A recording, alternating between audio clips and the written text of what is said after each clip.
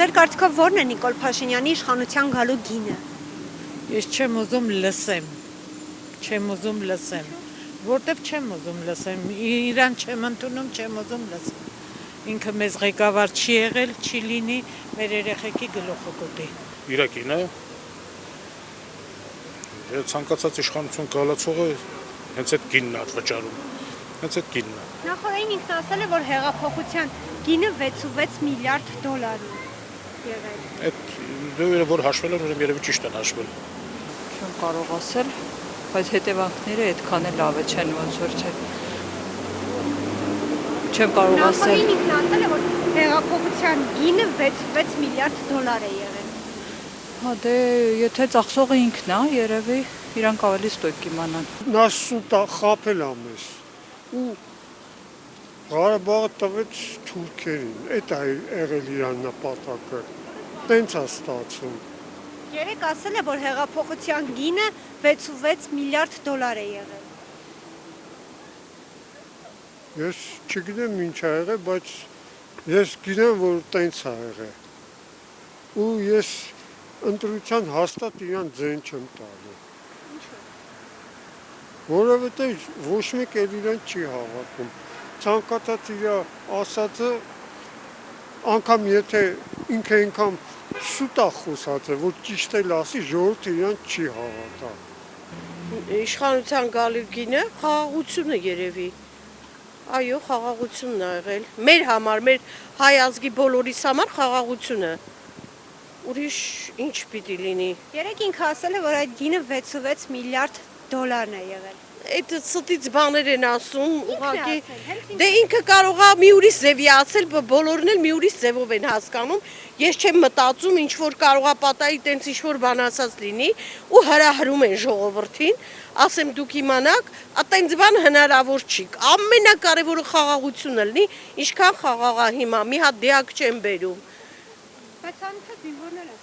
Սպանվում են իրանց մեղքով են, կեսնե զինվորների մեղքով է, անենց չի, բոլորս էլ չենք ուզում տենց բան լինի։ Դե ոլորտի պատասխանատու ոլորտի աշխատողներն են, բայց հիմա ներկա պահին մի փոքրներ նրանք են մեղավոր, հենց անձամբ իրանք մեղավոր չեն, ամենակարևորը բունկերները դնում են, լավ սնվում են, լավ պահում են, երեխեքը ուրախ են, զանգի ժամանակ երեխեքը շատ մեծ հաճույքով բարձրաձայն ծիծաղում են, իսկ այն ժամանակ ծիծաղ չկար, մեր ժողովրդի դեմքից բոլորի մոտից վերացել էր ծիծաղը, ինչի համար, և ինչի համար, չի կարելի, չէ, շատ եմ սիրում, որ սենց նայում եմ դեմքներին ծիծաղ է լինում ժողովրդի դեմքին, դուք այդ նույն կարծիքին չեք։ Բայց հիմա կա ծիծաղ։ Այո, կա, կամաց կլինի։ Եվ ընտրություններից հետո ավելի բարձր ծիծաղ կլինի, ավելի խաղաղ կլինենք։ Ձեր կարծիքով ո՞րն է եղել Նիկոլ Փաշինյանի իշխանության գալու գինը։ Այդի չեմ կարա պատասխանել։ Երեքն ասել է, որ հեղափոխության գինը եղել է 6.6 միլիարդ դոլար։ Չեմ կարա որոշի բան ասել։ Ջան Նիկոլից մի խոսացեք էլի մարդու սիրտը խառնում։ Պաշտոն գալով չեն ծախում։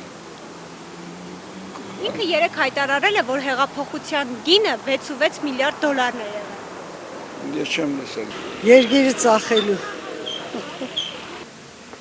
Բայց դրա անեմ մի տվեք էլի։ Ներվայն անում եմ։ Ուրիշ հարց։ Կներեք, բայց երեք ասել է, որ հեղափոխության գինը 6.6 միլիարդ դոլար է եղել։ Թողա շատ էլ է եղել։ Ինչ իմանաս։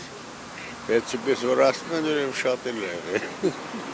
Ես կարծում եմ հողերի,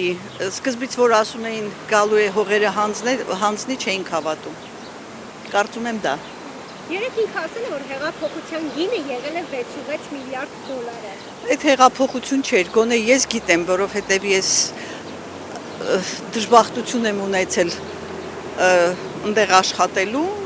և երբ որ ես դուրս էի գալիս, ես արդեն իրենց պահվածքից, իրենց վարքագծից հասկացա, որ դա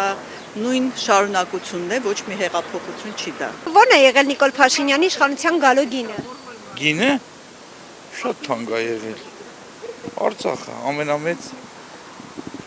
Չնայած լավ բաներ էլ կա, բայց ամենավատը Արցախն են կորցրել։ Երեք ինքը հայտարարել է, որ հեղափոխության գինը եղել է 6.6 միլիարդ դոլարը։ Ինչ 6.6 միլիարդ։ Այդպես է ասել, որ հեղափոխության գինը եղել է դա։ Արցախի արժեք է, որ առել է, թե ինչ։ Չգիտեմ, ես ինչ թվի մասին է խոսքը, ես չգիտեմ ինչ թիվա, որտեղից է ինքը ասում, բայց մեր ներքին եւ արտաքին պարտքը շատացել է կրկնակի, ինձ հետաքրքիր է 1 միլիարդից ներքին պարտքը բարձրացել է 7 միլիարդ, որտեղից մեր հայերը այդքան փող կուտակեցին, որ ավելացավ, ինչ շատ տարակուսանք է այդ հարցը դա, ներքին պարտքը, արտաքինը հասկացանք, ներքինը որտեղից այդքան գումարները հայտնվեցին, որ էնել 8-9-10%-ով